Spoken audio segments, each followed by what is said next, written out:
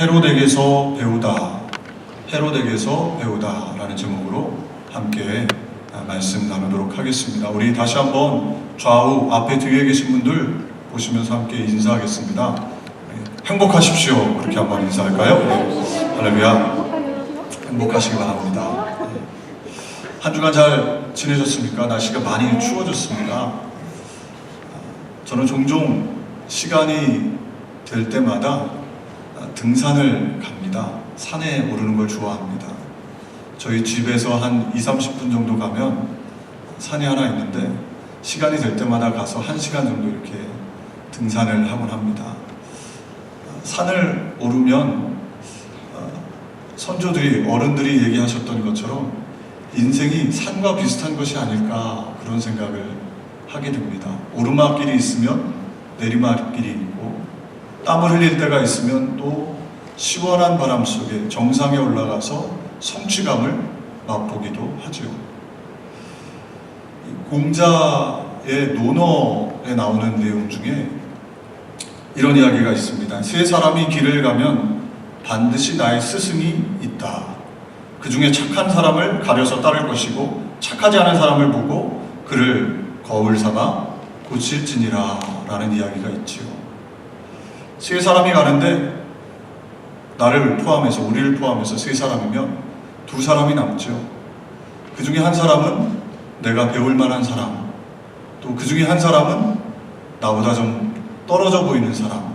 그런데 그 두 사람 모두에게서 좋은 사람에게는 좋은 점을, 안 좋은 사람에게는 또 거울 삼아 안 좋은 점을 나에게서 고칠 수가 있다는 것이죠. 따라서 모두가 나의 스승이 될 수 있다는 말입니다. 성경에는 착한 사람, 믿음이 좋은 사람도 있고 또 그렇지 않은 사람들에 대한 기록도 있습니다. 어떤 인생의 길을 걸었느냐? 성경은 다양하게 우리에게 착한 길도 걸었던, 믿음의 길도 걸었던, 좋지 않은 길, 악인의 길도 걸었던 사람들의 이야기를 기록하고 있죠. 오늘 함께 나눌 주인공 헤롯은 후자에 속합니다. 좋지 않은 악인의 길을 걸었던 삶을 살았던 헤롯이죠. 지난주에 우리가 살펴봤던 것처럼 헤롯은 자신의 권력을 유지하기 위해서 교회를, 유대인들에게 환심을 사기 위해서 교회를 핍박했습니다.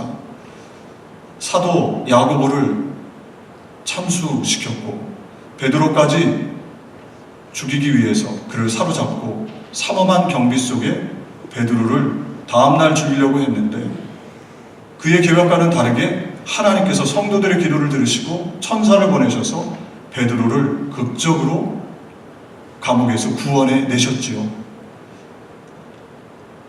이 헤롯은 잘못된 길을 걸었던 그런 인물입니다.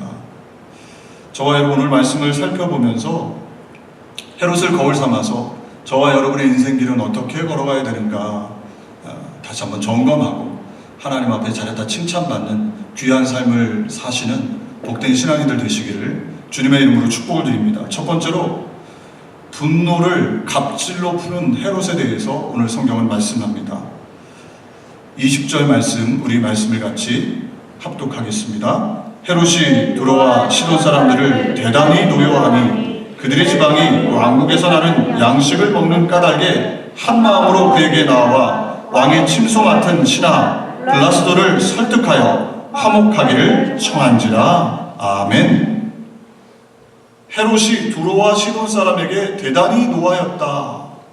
성경은 말씀합니다. 왜 그가 두로와 시돈 사람들에게 노했는가, 화를 냈는가, 분노했는가는 성경에 자세히 나와 있지 않습니다. 전후 문맥을 살펴보면 그 이유를 알 수가 있는데요.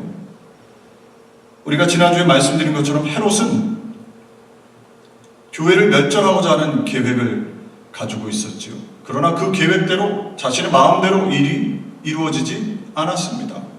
그래서 헤롯의 마음속에는 분노, 지금 유대인들, 종교 지도자들에게 환심을 사고 그들에게 칭찬을 듣고 싶었는데 오히려 베드로를 잡아 베드로가 깜쪽같이 사라진 것을 통해서 그는 망신을 당한 것이죠. 그래서 그의 마음속에 지금 분노가 가득했던 것입니다. 그래서 헤롯은 먼저 그 분노, 화를 자신의 수하, 자신의 명령을 따르는 군인들, 파수꾼들에게 풀었습니다. 우리가 함께 읽진 않았지만 19절 말씀 전반절에 이렇게 말씀합니다. 헤롯이 그를 찾아도 보지 못하매 파수꾼들을 신문하고 죽이라 명하니라. 파수꾼들은 누굽니까? 나의 명령을 따르는, 헤롯의 명령을 따르는 군인들입니다. 내 수하에 있는 어떻게 보면 을과 같은 그런 사람들이지요. 그런데 그들을 베드로가 탈옥한 것이 그들의 잘못이 아닌데 그들을 잡아서 신문하고 죽였다 성경은 말씀합니다. 그래도 분이 가시지 않자 두로와 시돈 사람들에게 대단히 노여했다 성경은 말씀하지요. 두로와 시돈은 무역, 상업 도시입니다.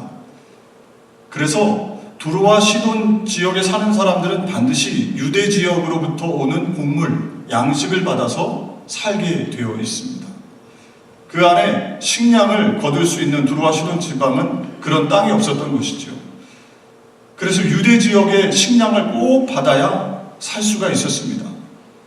이 무역을 하면서 뭔가 두로와 시돈 사람들이 헤롯의 마음, 심기를 건드렸던 것 같아요. 그러니까 이 헤롯이 약점을 잡고 있는 두로와 시돈 사람들, 식량이 없어서는 살 수 없는 그들을 향해 지금 대단히 노여워하고 있다. 그 이유는 자신의 마음대로, 자신의 뜻대로 일이 되지 않자 그 분노를 약자에게 풀어낸 것이죠. 갑질이라는 단어가 한국에서 유행한 지 오래됐습니다. 그 의미를 모르는 교우들이 별로 없을 겁니다.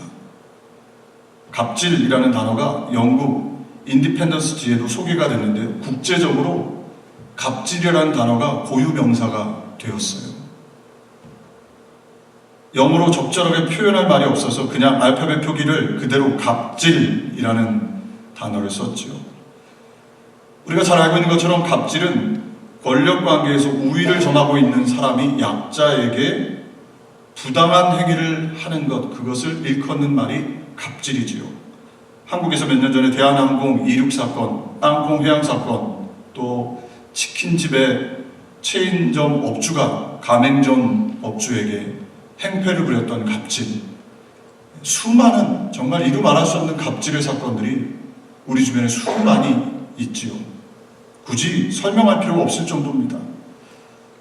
헤롯이 지금 자신의 분노를 갑질로 푼 것입니다. 자신의 수하에 있는 군인들에게, 그리고 식량이 지원해주지 않으면 살 수 없는 두로와 시돈 사람들, 그러니까 연약한 사람들을 향해 그는 자신의 분노, 자신의 마음대로 되지 않고 뜻대로 되지 않는 일에 대해서 화를 낸 것이지요. 잠언 14장 31절에 말씀합니다. 가난한 사람을 학대하는 자는 그를 지으신 이를 멸시하는 자요, 궁핍한 사람을 불쌍히 여기는 자는 주를 공경하는 자니라. 아멘. 갑질은 비록 가난하지만 그를 지으신 하나님을 멸시하는 죄악이지요. 하나님께서는 가난하고 힘없는 사람들, 소위 을로 불리는 사람들의 하나님이십니다. 출애굽 사건이 바로 대표적인 사건 아닙니까? 힘없고 연약하고 가난한 노예들, 히브리 노예들이 하나님 앞에 부르짖었습니다. 그랬더니 하나님께서 그 연약한 히브리 이스라엘 백성들을 긍휼히 여기시고 갑질하는 바로 애굽 사람들로부터 그들을 구원해 내신 것이지요. 그리고 하나님께서는 가나안 땅에 들어가서 가난하고 연약하고 소외된 사람, 이방인들을 위해 살기 좋은 하나님의 나라를 만들라고 그들을 불러내셨지만, 그들이 출애굽한 이후에 가나안 땅에 들어가서 오히려 그들도 하나님을 섬긴다 하면서 하나님의 마음을 잊어버리고 가난한 사람, 연약한 사람, 소외된 사람들을, 이방인들을 괴롭게 하는, 그래서 수많은 선지자들이 그들의 죄를, 이스라엘 백성들의 갑질하는 죄를 지적했지요. 대표적으로 아모스에 보면 2장 6절부터 7절에 이렇게 말씀합니다. 여호와께서 이와 같이 말씀하시되 이스라엘의 서너 가지 죄로 말미암아 내가 그 벌을 돌이키지 아니하리니 이는 그들이 은을 받고 의인을 팔며 신 한 켤레를 받고 가난한 자를 팔며 힘없는 자의 머리를 티끌 먼지 속에 발로 밟고 연약한 자의 길을 굽게 하며. 예수님은 이 땅에 오셔서 병들고 죄인이라 불리는 사람들, 소외된 사람들, 약자들 편에서 그들의 친구가 되어 주셨습니다.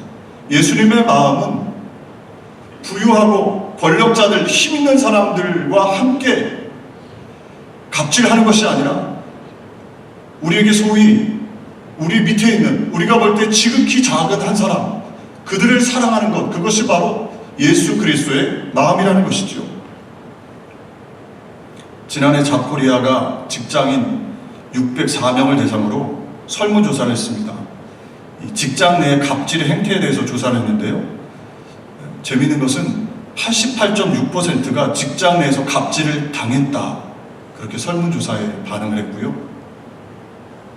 갑질을 해본 적이 있다, 내가 갑질을 했다라는 사람은 33.3%밖에 안 된다고 합니다. 맞은 사람은 있는데 때린 사람은 없는 거죠.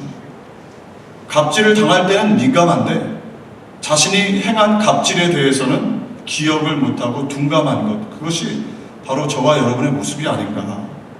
사랑하는 교회 여러분, 여러분들은 분노가 날 때, 일이 내 마음대로 내 뜻대로 되지 않을 때 어떻게 반응하십니까?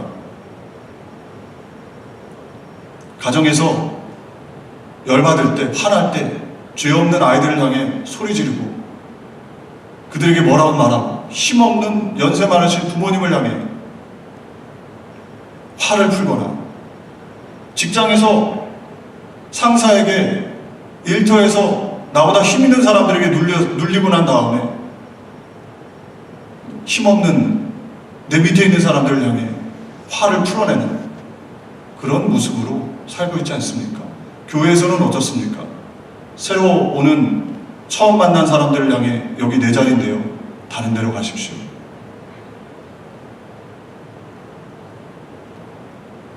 우리에게 받은 분노, 화를 어떻게 풀고 계십니까? 현대사회는 분노사회라고 불릴 정도로 분노가 가득하죠. 분노 때문에 극한, 참혹한 사건들이 많이 일어납니다. 얼마 전에 가양동 PC방에서 아르바이트 하던 젊은 청년이 아주 참혹하게 살인을 당한 사건도 이 분노를 조절하지 못한 분노 장애자의 그런 사건 아니었습니까?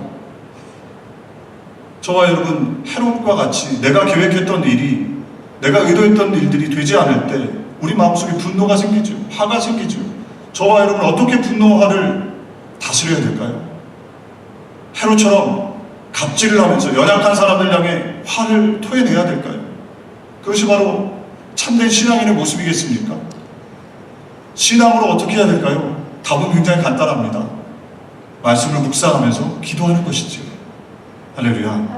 너무 간단해서 표정들이 그러신 것 같은데, 간단합니다. 정답은 굉장히 간단한데 어떤 말씀을 그럼 묵상해야 되느냐? 저는 화가 날 때요, 제 마음대로 얘기 안 될 때 이 세 가지 말씀을 주로 묵상합니다. 야고보서 1장 2절부터 4절 말씀인데요, 형제들아, 너희가 여러 가지 시험을 당하거든 온전히 기쁘게 여기라. 이는 너희 믿음의 시련이 인내를 만들어내는 줄 너희가 압니다. 인내를 온전히 이루라. 이는 너희를 온전하고 구비하여 조금도 부족함이 없게 하려 함이라. 아멘. 여러 가지 시험이 다가옵니다. 내가 뜻대로 계획했던 일들이 되지 않을 때가 있죠. 그때 저와 여러분 기뻐해야 합니다. 왜요? 하나님이 계시니까. 하나님께서 여러 가지 시험을 통해서 나를 온전케 만들어 주시는 거예요. 인내하게 하셔서 조금도 부족함이 없는 은혜를 주시기 위해서 우리에게 때때로 열받는 일들이, 때때로 내 마음대로 되지 않는 일들이 있다는 것이죠. 로마서 8장 28절도 말씀합니다. 그런즉 우리가 알거니와 하나님을 사랑하는 자, 곧 그 뜻대로 부르심을 입은 자들에게는 모든 것이 합력하여 선을 이루느니라. 아멘. 저와 여러분의 삶의 모든 것이 열받는 상황이라 할지라도 그것이 합력하여 선을, 하나님의 뜻을 이루어냅니다. 그리고 우리 교우들 마음속에 혹여나 내 뜻대로 내 마음대로 되지 않아서 마음속에 분노가, 답답함이, 화가 있다면 우리 하나님을 바라보시기를 주님의 이름으로 축복을 드립니다. 헤롯이 하나님을 바라봤어야 돼요. 왜 베드로를 잡아서 죽이려고 했는데 계획대로 되지 않았는가?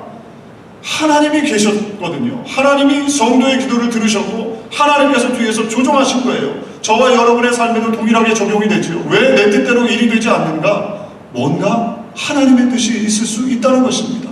그때 합력하여 선을 이루시는 하나님을 바라보고 기도하고 간구하며 나아갈 때 하나님께서 우리의 삶에 은혜를 더해 주실 줄로 믿습니다. 창세기 50장 20절 요셉이 아버지 야곱이 죽은 이후에 벌벌 떨고 있는 복수할까봐 떨고 있는 형들을 향해 고백한 고백입니다. 우리 같이 창세기 50장 20절 말씀 같이 합독할까요? 당신들은 나를 해하려 하였으나 하나님은 그것을 선으로 바꾸사 오늘과 같이 많은 백성의 생명을 구원하게 하시려 하셨나니 아멘. 사람들은 나에게 해를 행했지만 형들은 나를 노예로 팔았지만 그것을 통해서 하나님이 선을 이루셨다는 것입니다. 내가 원하는 대로 일이 되지 않았지만 그것을 통해서 하나님께서 우리를 선하게 하나님의 길로 인도하실 수 있다는 것이죠. 오늘 저와 여러분이 예배 가운데 이 하나님을 묵상하시기를 주님의 이름으로 축복을 드립니다. 또 시편 145편 8절부터 10절에는요 우리 하나님이 어떤 분인지를 설명해 줍니다.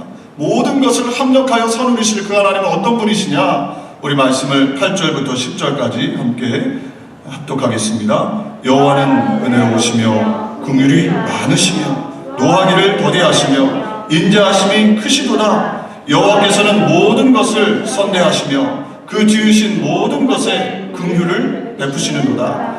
여호와여 주께서 지으신 모든 것이 주께 감사하며 주의 성도들이 주를 송축하리이다. 아멘. 여호와께서 지으신 모든 것이 우리로 하여금 감사하게 만든다는 것이죠. 인자하시고 긍휼이 많으시고 은혜가 넘치시는 분, 그 하나님이 저와 여러분을 지으셨고 저와 여러분을 인도하시고 저와 여러분을 천국까지 반드시 우리를 지켜주시는 그 하나님이라는 것입니다. 그 하나님을 바라보고 묵상하며 기도할 때 저와 여러분 분노를 또 타오르는 화를 주체할 수 없는 그런 감정들을 누릴 수 있는 그 감정들이 기쁨으로 평강으로 감사로 바뀌는 복된 역사가 있게 될 줄로 믿습니다. 두 번째로 이 헤롯을 통해서 하나님의 영광을 가로채는 헤롯의 모습을 오늘 성경은 말씀합니다. 오늘 23절 말씀 우리 말씀을 한 번 더 합독할까요? 헤롯이 영광을 하나님께로 돌리지 아니하므로 주의 사자가 곧 친히 벌레에게 먹혀 죽으리라. 아멘. 다시 성경으로 돌아가 봅시다. 어떤 상황입니까? 말씀드린 것처럼 두로와 시돈 사람들 그들이 헤롯이 대단히 노여워했어요. 어찌할 바를 모른 것이죠. 어떻게든 헤롯과의 관계가 회복이 되어야 음식을 먹을 것을 식량을 공급을 받을 수 있습니다. 그러니까 두로와 시돈 사람들이 발을 동동 구르며 백방으로 헤롯과 화해할 수 있는 방법을 찾았습니다. 그랬더니 블라스도라는 신하가 다리를 놔줬어요. 헤롯과. 그래서 헤롯을 만날 수 있게 됐습니다. 21절 말씀합니다. 헤롯이 나를 택하여 왕복을 입고 단상에 앉아 백성에게 연설하니. 두로와 시돈 사람들이 역사학자 요세푸스에 의하면 아마도 원형 경기장 같은 곳에 모여 있었고 그곳에 헤롯이 나타난 것입니다. 헤롯을 보니까 왕복을 입었는데 은색으로 반짝반짝 빛나는 왕복을 입었대요. 햇빛을 받으니까 원형 경기장 그 꼭대기에 서 있는 헤롯 휘황찬란하고 아주 멋있었습니다. 또 원형 경기장을 잘 만들어서 그런지 헤롯이 연설하는 목소리가 우렁차고 힘이 있었습니다. 그리고 또 거기다가 지금 두로와 시돈 사람들은 어떻게든 헤롯의 비율을 맞춰야 합니다. 헤롯에게 어떻게든 잘 보여야 하거든요. 화난 마음을 좀 누그러뜨려야 됩니다. 그러니까 뭐라고 두로와 시돈 사람들이 추켜 세웁니까? 22절 말씀 같이 말씀 합독할까요? 백성들이 크게 부르되 이것은 신의 소리요 사람의 소리가 아니라 하거늘. 지금 추켜 세운 거죠. 두로와 시돈 사람들이 어찌하든지 헤롯과 관계를 회복하기 위해서 치켜 세우면서 말한 것입니다. 뿐만 아니라 당신은 범신론, 그러니까 모든 것이 다 신이었습니다. 로마 황제도 신이었죠. 그러니까 사람들이 헤롯을 향해서 신의 목소리다 그렇게 칭찬했던 것은요, 당시 시대적인 상황으로 보면 큰 칭찬입니다.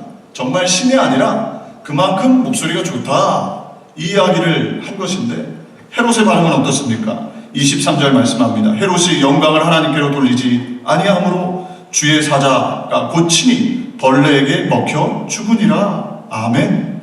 헤롯은 지금 정황상 그들이 찬양할 수밖에 없습니다. 지켜 세울 수밖에 없습니다. 두로와 시돈 사람들은 어찌하든지 헤롯과의 관계가 회복되어야 하니까, 그래야 처자식들이, 가족들이 먹고 살 수 있으니까 지금 지켜 세운 거예요. 그런데 헤롯은 그것을 아는지 모르는지 지금 그것을 즐기고 있는 것이죠.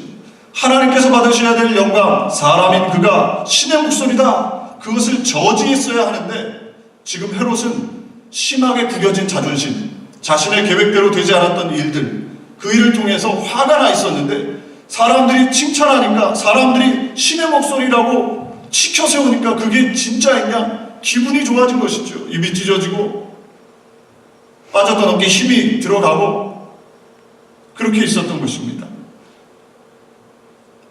오히려 그는 더 큰 소리로 외쳐줬으면 좋겠다라는 생각을 했을지도 모릅니다. 스스로 어떤 존재인지 모르고 하나님께서 받으셔야 할 영광을 가로채는 헤롯의 교만한 모습을 성경은 우리에게 말씀하고 있는 것이죠. 교회에서 가장 교만하기 쉬운 사람은 누구입니까? 저를 포함한 목회자들이지요. 목사들, 목회자들. 하나님의 영광을 쉽게 취합니다. 하나님이 받으셔야 될 영광을 사람인 목회자, 특별한 것도 없이 하나님이 그냥 세우신 그 직분을 가지고 어깨에 힘을 주고 잘난 사람이냐? 그렇게 영광을 가로채는 교만한 모습, 저를 포함한 목회자의 모습입니다. 뿐만 아니라 교회에서 가장 교만하기 쉬운 사람들은 누구입니까? 봉사자들입니다. 중직자들. 뭔가 특별한 것 같거든요. 하나님을 섬기고 하나님을 찬양하고 하나님을 높여드리고 교만하기가 쉽습니다. 칭찬을 받고 인정받고 싶은 마음, 뭐가 잘못됐는가 생각할 수도 있지요.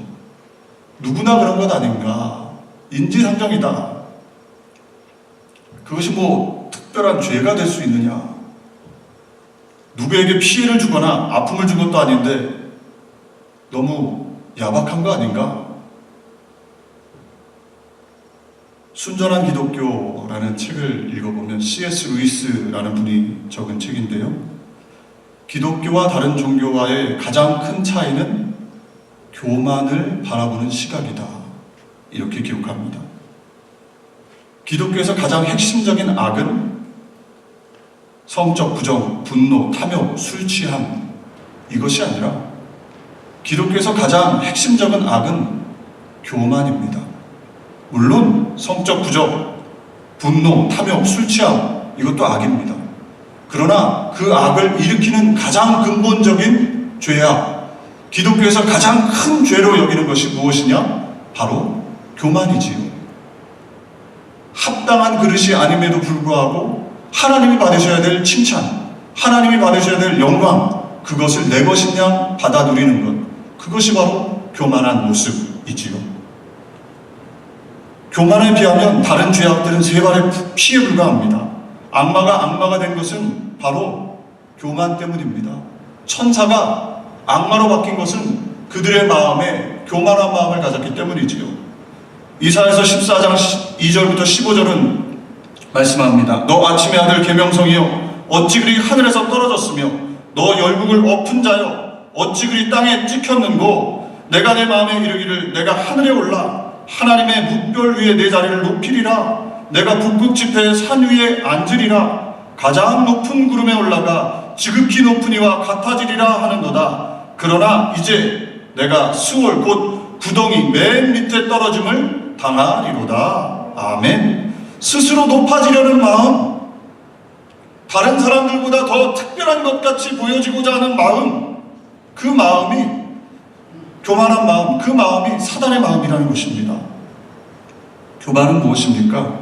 히브리어로 교만은요, 카바흐, 이런 룸, 일부러 어렵게 말씀드리려는 것이 아니라 이 교만이라는 단어가 다양하게 표현이 됩니다. 그 뜻은 우쭐대다, 이유 없이 우쭐대는 것이죠. 자기를 높이는 것입니다.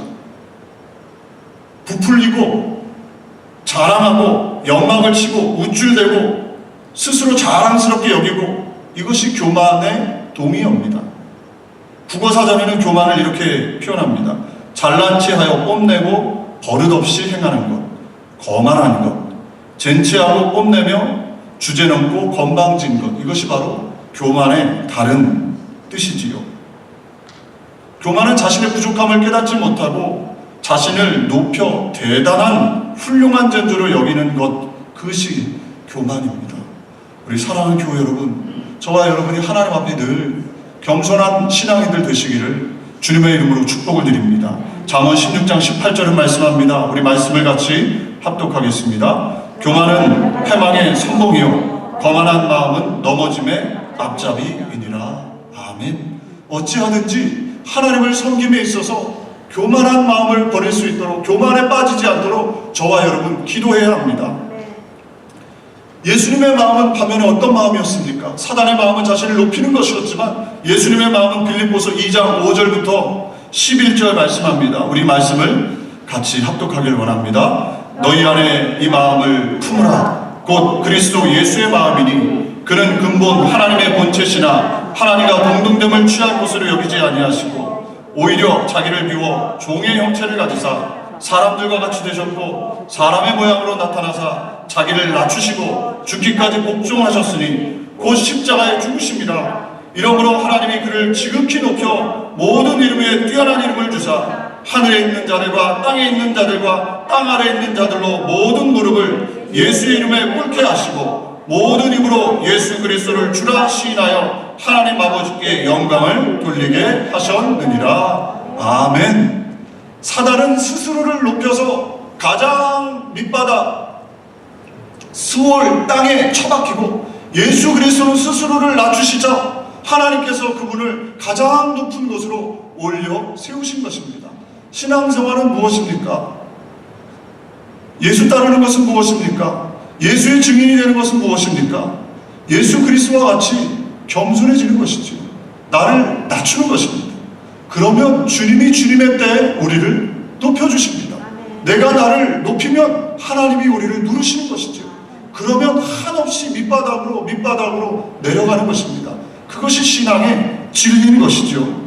예수님 마태복음 23장 12절에 말씀하셨습니다. 누구든지 자기를 높이는 자는 낮아지고 누구든지 자기를 낮추는 자는 높아지리라. 아멘. 자신을 낮추면 하나님이 높여주세요. 그런데 자신을 자꾸 자랑하면, 자신을 높이면 결국에는 하나님이 낮추시는 것이죠.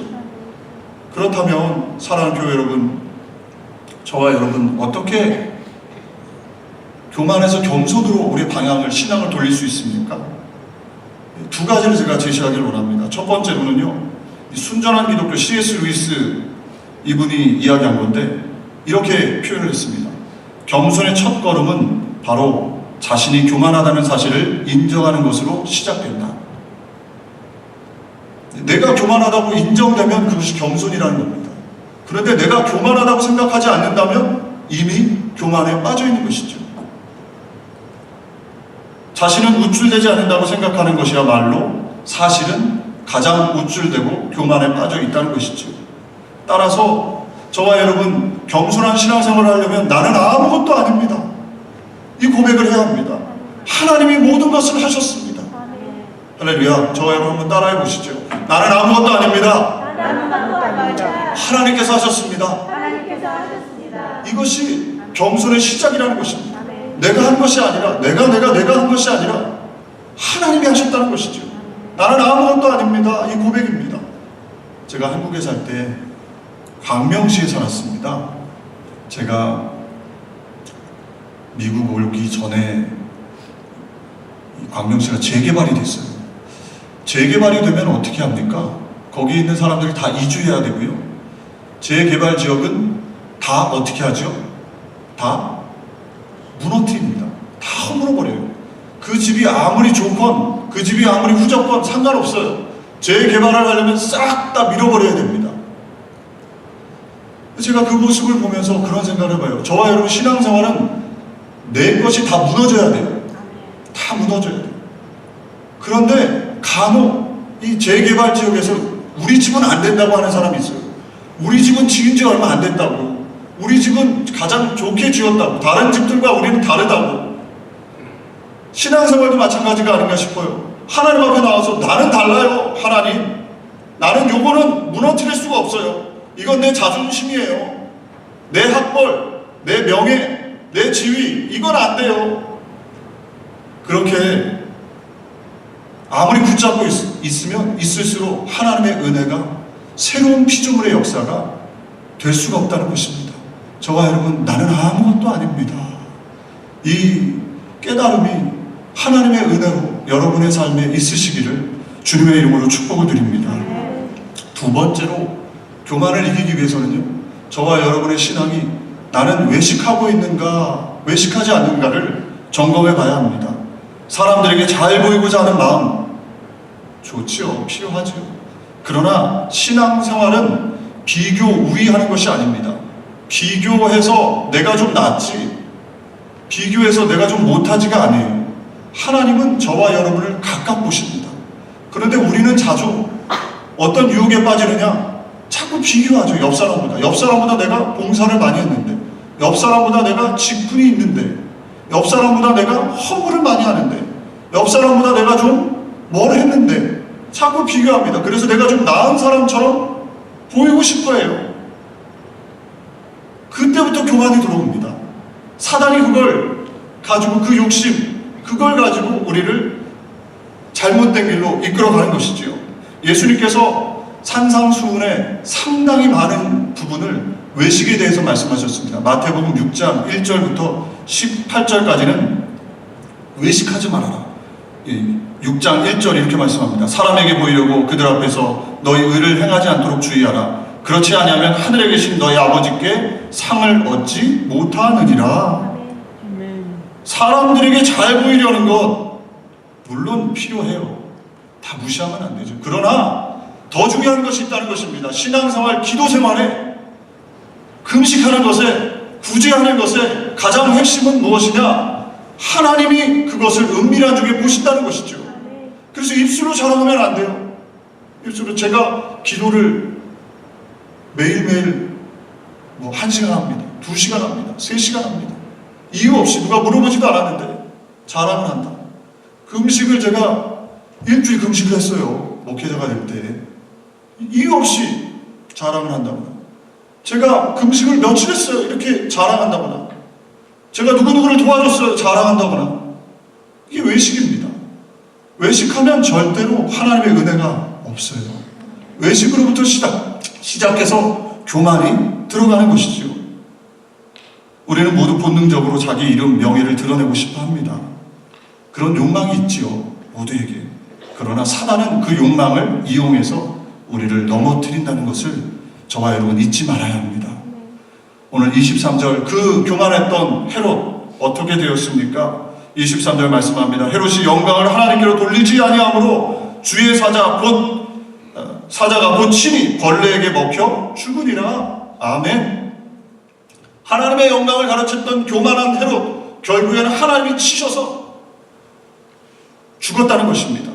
역사학자 요세푸스는 헤롯이 급성 복통으로 5일 동안 고생하다가 죽었다고 말합니다. 장내에 있던 바이러스, 회충이 단단한 공 모양을 형성해서 장폐쇄증이 걸려서 죽었다고 아주 디테일하게 설명합니다. 생각해 보십시오. 누가는 직업이 무엇이었습니까? 사도행전에 기록한 누가는 직업이 의사였어요. 그 의사 누가가 정확한 내용을 몰라서 두리뭉실하게 하나님이 치셨다고 말씀했을까요? 아닙니다. 하나님의 뜻, 의도가 있는 것이죠. 장폐쇄증으로 죽은 게 아니라 무엇 때문에 죽은 거예요? 하나님의 심판으로 죽은 것입니다. 교만한 자는, 스스로를 높이는 자는 하나님이 그렇게 치신다는 것이죠. 교회를 핍박하는 헤롯, 그를 하나님이 치셨다는 것입니다. 갑질로 자신의 분노를, 가난하고 연약하고 소외된 사람들을 해코지 하는 그 헤롯을 하나님께서 치셨다는 것입니다. 동일하게 저와 여러분에게도 해당됩니다. 우리가 가난하고 힘없고 연약한 사람들, 우리가 무시해도 될 만한 지극히 작은 사람들, 그들에게 어떻게 행하고 있는가? 그리고 나는 하나님을 섬길 때 신앙생활에 겸손한 모습인가 교만한 모습인가 이것을 늘 점검할 수 있는 복된 신앙인이 되시기를 주님의 이름으로 축복을 드립니다. 24절에 말씀합니다. 하나님의 말씀은 흥왕하여 더하더라. 아멘. 누가는 헤롯 아그리파 교회를 핍박했던 그 악한 길을 걸어갔던 그의 모습을 소개하면서 그는 하나님의 심판으로 멸망당했지만 교회, 핍박당했던 교회, 어려움을 당했던 교회, 문제 속에 있었던 교회는 오히려 흥황하여 숫자를 더했더라. 이렇게 극단적으로 대조하고 있는 것이지요. 말씀 뵙겠습니다. 사랑하는 교회 여러분, 저와 여러분 모두가 다 인생의 길을 걷고 있습니다. 어떨 때는 좋은 길, 선한 길, 믿음의 길, 의로운 길, 겸손의 길을 걷다가도 어떤 때는 저와 여러분 교만한 길, 헤롯과 같이 분노를 참지 못하고 갑질을 행하는 그런 길을 걷기도 합니다.